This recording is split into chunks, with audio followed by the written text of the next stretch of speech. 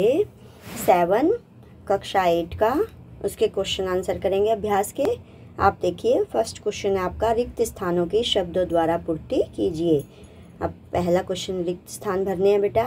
वह क्षेत्र जिसमें जंतु अपने प्राकृतिक आवास में संरक्षित होते हैं तो वो क्या कहलाता है बेटा? वन्य प्राणी अभयारण्य कहलाता है। क्या कहलाता है बेटा? वो वन्य प्राणी अभयारण्य। अब प्राकृतिक आवास का मतलब क्या है बेटा? जो प्रकृति में, जैसे जंगलों में, ये प्राकृतिक आवास है, ठीक है। तो यहाँ जब जंतु अपने प्राकृतिक आवास में संरक्षित रहते हैं तो इन्हें हम कहते हैं वन्य प्राणी अभयारण्य, ठीक है। किसी क्षेत्र विशेष में पाई जाने वाली स्पीसीज क्या कहलाती है? विशेष क्षेत्रीय स्पीसीज कहलाती है। प्रवासी पक्षी सुदूर क्षेत्रों से डैश परिवर्तन के कारण पलायन करते हैं। सुदूर मतलब दूर के क्षेत्रों से आते हैं प्रवासी पक्षी। जो ऐसे पक्षी बेटा जो एक स्थान से दूसरे स्थान पर मौसम के अनुसार जलवायु परिवर्तन के कारण एक स्थान से दूसरे स्थान पर आते रहते हैं। आप देखते होंगे हमारे देश में भी अलग टाइप के पक्षी इस समय आपको दिखाई दे रहे होंगे बेटा।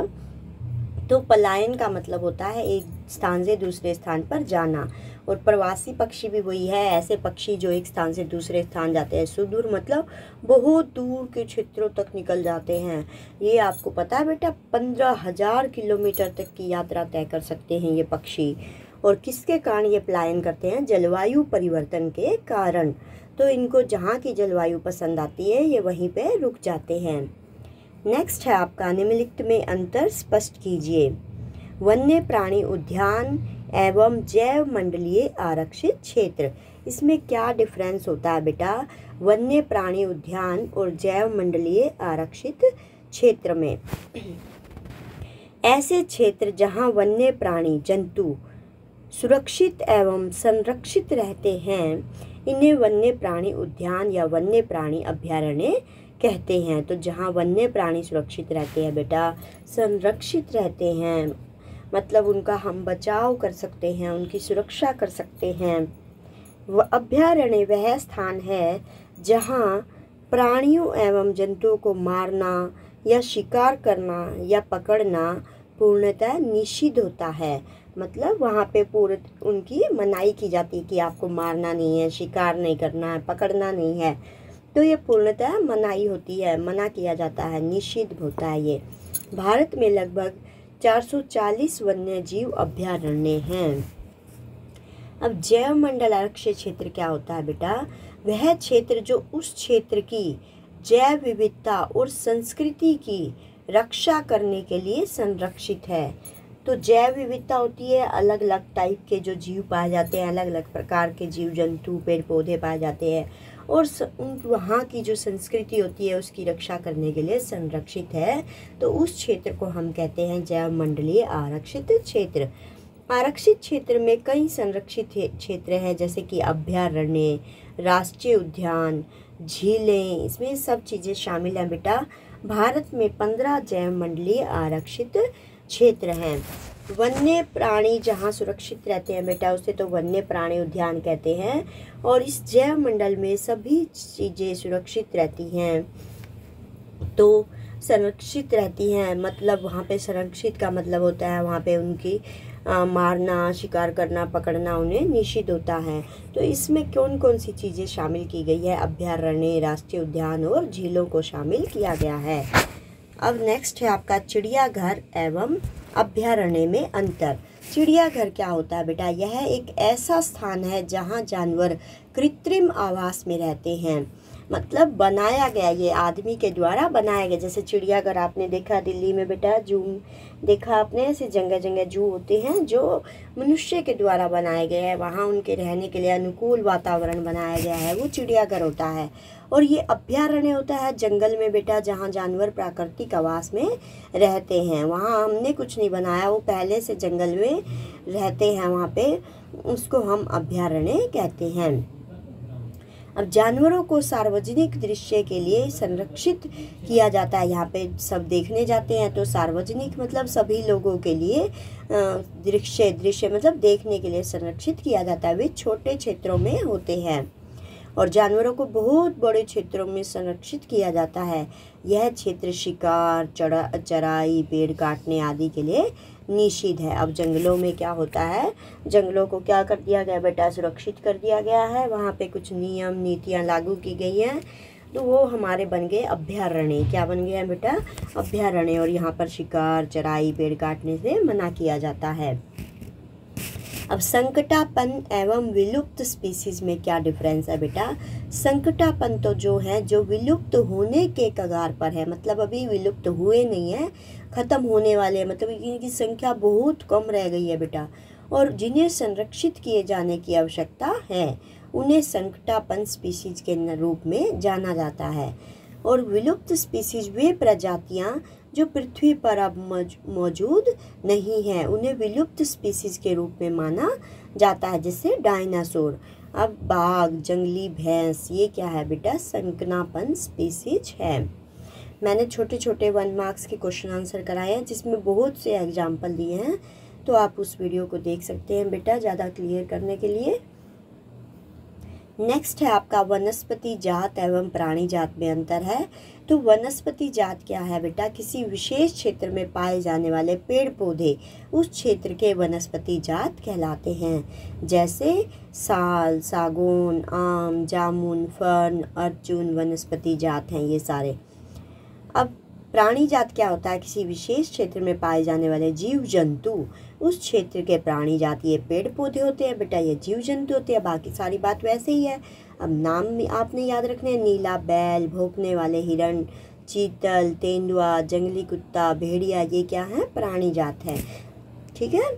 अब नेक्स्ट है आपका क्वेश्चन नंबर 3, वनोन्मूलन का। वनोन्मूलन का मतलब होता है पेड़ों को काटना।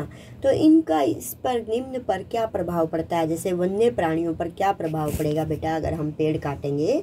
तो वनोन्मूलन से वन्य प्राणियों का प्राकृतिक आवास नष्ट हो जाता है, उनके रहने की जगह नहीं बचती बेटा। प्राकृतिक आवास के बिना जानवरों को रहने और प्रजनन करने के लिए कोई जगह नहीं बचती है। प्रजनन का मतलब होता है बेटा अपनी जैसी संतान पैदा करना।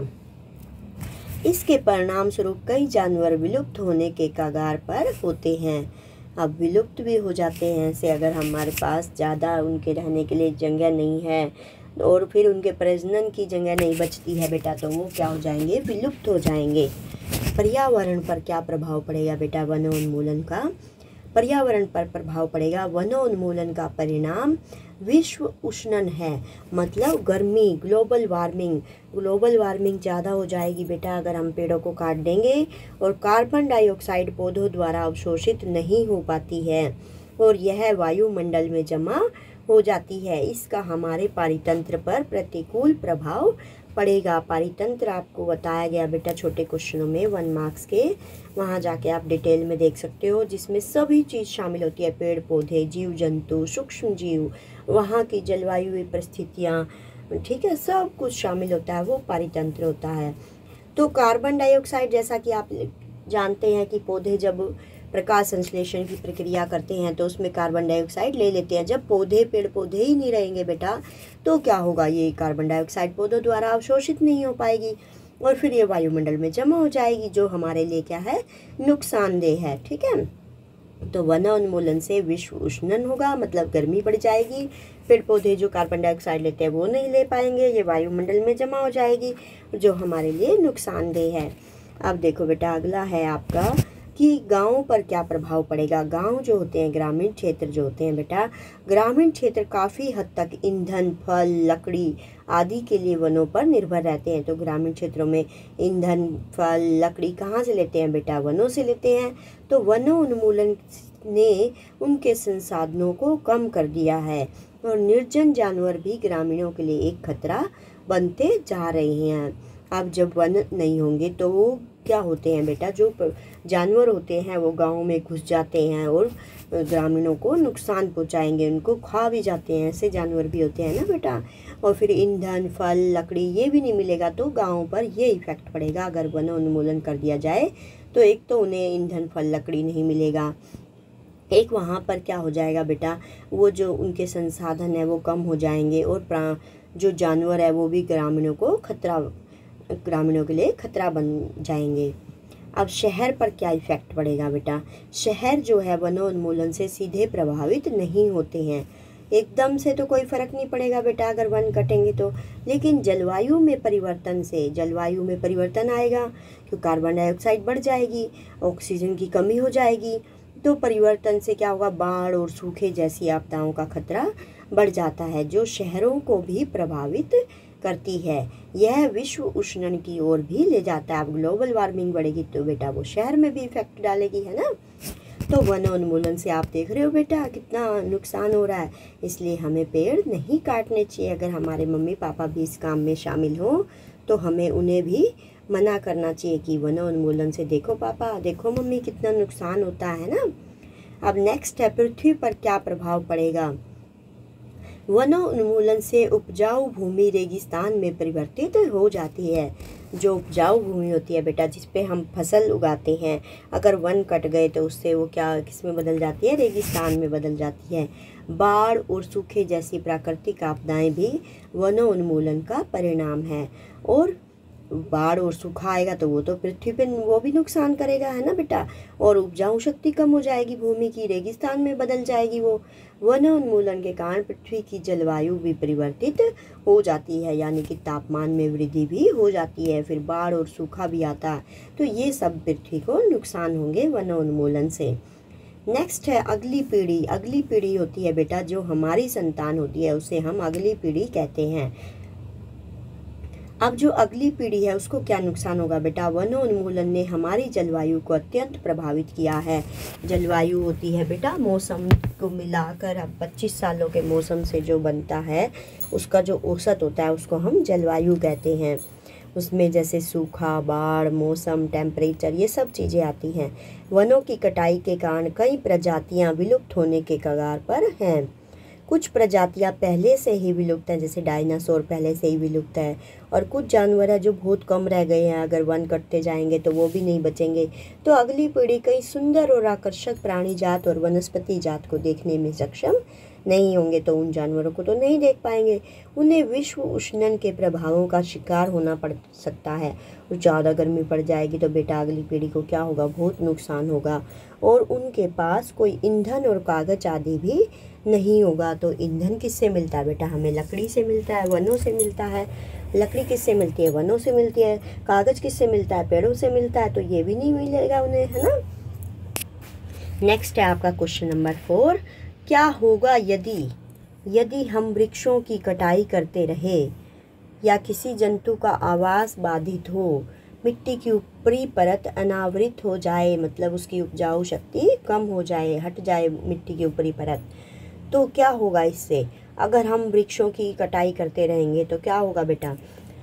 अगर हम पेड़ों को काटते चले जाएं तो बारिश और मिट्टी की उर्वरता कम हो जाएगी। वर्षा और मिट्टी की उर्वरता मतलब उसकी उपजाऊ शक्ति कम हो जाएगी और प्राकृतिक जलवायु में बदलाव आएगा। जो जलवायु है हमारी अब वो बदलाव आएगा उसमें बेटा। इससे मिट्टी की जल धारण क्षमता में भी कमी आएगी। जो पानी आता बेटा बारिश का वो भी भूमि के अंदर नहीं जाएगा क्योंकि उसकी जल धारण क्षमता कम हो जाएगी।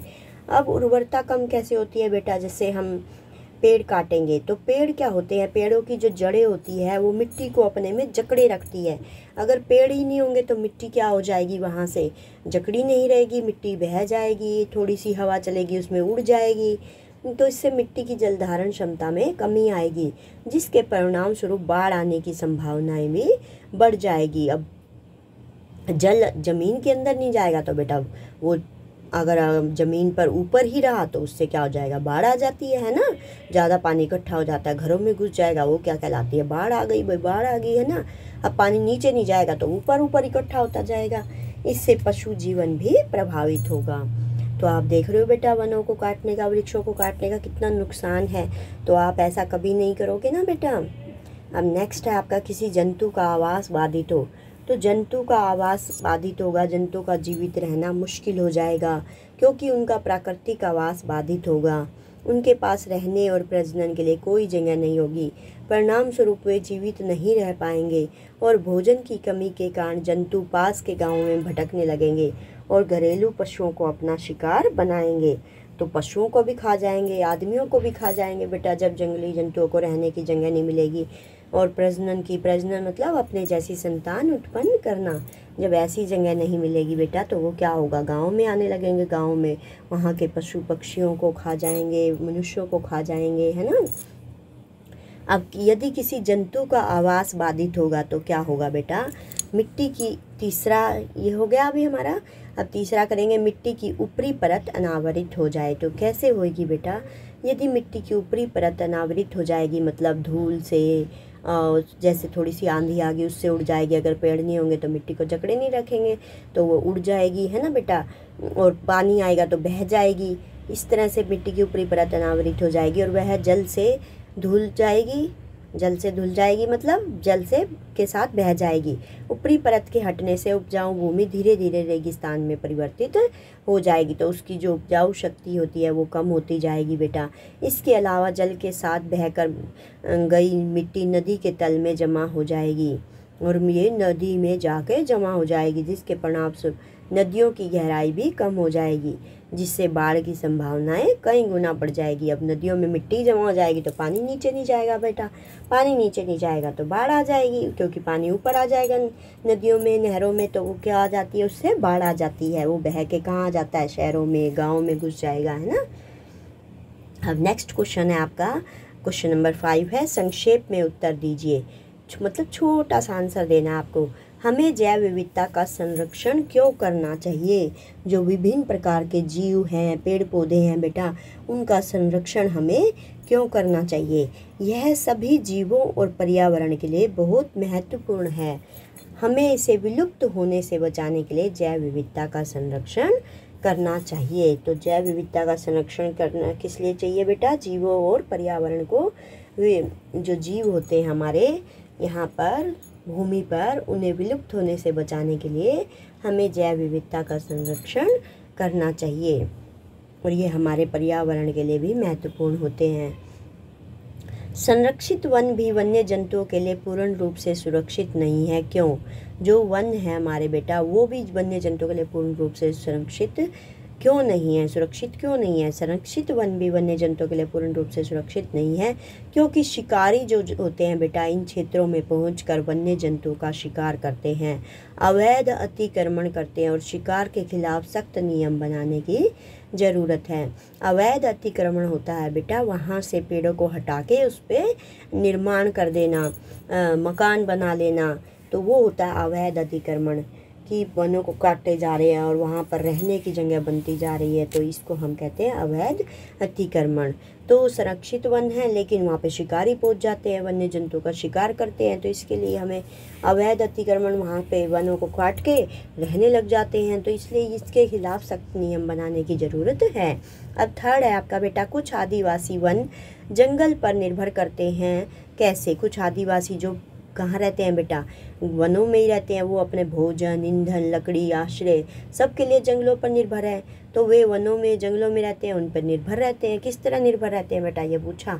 तो पेड़ पौधे किसके लिए, वो कैसे निर्भर रहते हैं, भोजन के लिए, ईंधन के लिए, लकड़ी के लिए, अपने रहने के स्थान के लिए। तो उस रहते भी बेटा पेड़ों पर ही अपना, है ना, पेड़ों पर ही अपना रहने का आवास बनाते हैं वो। अब वनोन्मूलन के कारक और उनके प्रभाव क्या है। कारक क्या है बेटा, किसके कारण वनोन्मूलन, वनों का कटाव होता जा रहा है। शहरीकरण और औद्योगिकरण है, बड़ी बड़ी इंडस्ट्रियां लगाई जा रही है और लोग शहरों में रहना चाहते हैं बेटा। अधिक भूमि और संसाधनों की आवश्यकता के कारण वनों का कटाव बढ़ रहा है ना। ज़्यादा भूमि चाहिए, ज़्यादा संसाधन चाहिए, जैसे रहने के लिए उन्हें सोफ़ा, कुर्सी, मेज, ये सब चीज़ें भी किससे बनती है बेटा, लकड़ी से बनती है, तो इसलिए भी वन कट रहे हैं। तो वनोन्मूलन के परिणाम स्वरूप मरुस्थलीकरण और प्राकृतिक आपदाएं जैसे सूखा, बाढ़, ये सब होंगी, तो इनसे पौधों और जंतुओं की कई प्रजातियां भी क्या बन जाएंगी, असुरक्षित बन जाएंगी। तो ये समझा दिया बेटा इसके क्या प्रभाव होंगे। इससे बाढ़ आएगा, सूखा आएगा, प्राकृतिक आपदाएं आएंगी, तो पौधे और जंतु भी क्या हो जाएंगे, असुरक्षित हो जाएंगे। अब ये रेड डाटा पुस्तक क्या है बेटा, रेड डाटा पुस्तक में सभी लुप्त प्राय जंतु और पौधों का रिकॉर्ड होता है। लुप्त प्राय जानवर और लुप्त प्राय पौधों के लिए अलग अलग रिकॉर्ड बुक बनाए जाते हैं। तो रेड डाटा पुस्तक में सभी का यहाँ पे रिकॉर्ड होता है कौन से जानवर, कौन से पौधे क्या है विलुप्त हो गए हैं, है ना, या विलुप्त होने वाले हैं। और नेक्स्ट है आपका प्रवास से आप क्या समझते हैं। प्रजनन और विशिष्ट उद्देश्यों के लिए पक्षियों और जानवरों की कुछ प्रजातियां अपने निवास स्थान से किसी अन्य निवास स्थान में स्थानांतरित हो जाती हैं, चली जाती हैं बेटा, एक स्थान से दूसरे स्थान पे। जलवायु परिवर्तन के कारण पक्षी हर बार एक विशेष समय के दौरान दूर के क्षेत्रों में चले जाते हैं और कुछ समय बाद अपने मूल निवास पर लौट आते हैं। कुछ प्रजातियों के इस आवधिक को प्रवास के रूप में जाना जाता है। अभी आपको बताया था मैंने पिछले क्वेश्चन में बेटा, पशु पक्षी दूर चले जाते हैं, वो क्या कहलाते हैं, प्रवासी पक्षी। और किसके लिए जाते हैं, प्रजनन के लिए, विशिष्ट उद्देश्यों के लिए ये दूर के क्षेत्रों में चले जाते हैं, तो इसे ही प्रवास कहा जाता है। नेक्स्ट आपका क्वेश्चन है, लास्ट क्वेश्चन है बेटा, फैक्ट्रियों एवं आवास की मांग की आपूर्ति हेतु वनों की अनवरत कटाई हो रही है, क्या इन परियोजनाओं के लिए वृक्षों की कटाई न्याय संगत है। भाई फैक्ट्रियों के लिए, आवास मतलब रहने के लिए, वनों की अनवरत मतलब लगातार कटाई होती जा रही है बिना रुके, उसको कहते हैं अनवरत। इस पर चर्चा कीजिए और एक संक्षिप्त रिपोर्ट तैयार कीजिए। अब फैक्ट्रियों में और आश्रय के लिए बढ़ती मांग, पेड़ों को लगातार काटा जा रहा है, ये तो आप सबको पता है बेटा। अगर हमें अगली पीढ़ियों के लिए, अपनी आने वाली संतान के लिए अपनी संपत्ति बरकरार रखनी है, हरी संपत्ति मतलब जैसे पेड़ पौधे है ना बेटा, तो इसको हम बोल रहे हैं हरी संपत्ति। क्या बोल रहे हैं इसको, हरी संपत्ति बरकरार रखनी है तो अधिक से अधिक पेड़ लगाना ही एकमात्र विकल्प है। पेड़ों की कटाई को तब ही उचित ठहराया जा सकता है जब उनके स्थान पर पुनः वृक्षारोपण किया जाए, मतलब काटें और फिर उसकी जगह नए पौधे उगा दें। वृक्षारोपण द्वारा नए पेड़ों को लगाकर नष्ट हुए जंगलों की पुनर्स्थापना की जा सकती है। लगाए गए पेड़ उसी प्रजाति के होने चाहिए जो आमतौर पर जंगलों में पाए जाते हैं। हम जितने पेड़ काटते हैं उतने या उससे अधिक पेड़ लगाने चाहिए। भूमि प्राकृतिक रूप से बचे रहने पर भी प्राकृतिक रूप से संरक्षण हो सकता है और वन खुद को समय के साथ स्थापित कर लेंगे। हमने अपने वनों को इस हद तक नुकसान पहुंचाया कि हमारी आने वाली पीढ़ियों के लिए हरित संपदा को बनाए रखना मुश्किल होगा। इसलिए अधिक पेड़ लगाना और हमारी प्राकृतिक संपदा की पुनरावृत्ति करना और पुनः स्थापित करने के तरीकों का पता लगाना बहुत महत्वपूर्ण है। तो हम देख रहे हैं बेटा, अगर हमने पेड़ काट दिए तो इससे प्राकृतिक आपदाएं आती हैं। क्या आती हैं, जैसे बाढ़, सूखा, मिट्टी का अपरदन, तो इन सबको, और जो जंगलों में रहने वाले जानवर हैं वो भी विलुप्त हो जाएंगे, जिससे हमें बहुत सारी चीज़ें मिलती हैं। पेड़ों से हमें बहुत सारी चीज़ें मिलती हैं बेटा, इसलिए हमें जहाँ भी पेड़ हम काटें वहाँ पे उससे भी ज़्यादा पेड़ लगाने चाहिए, है ना।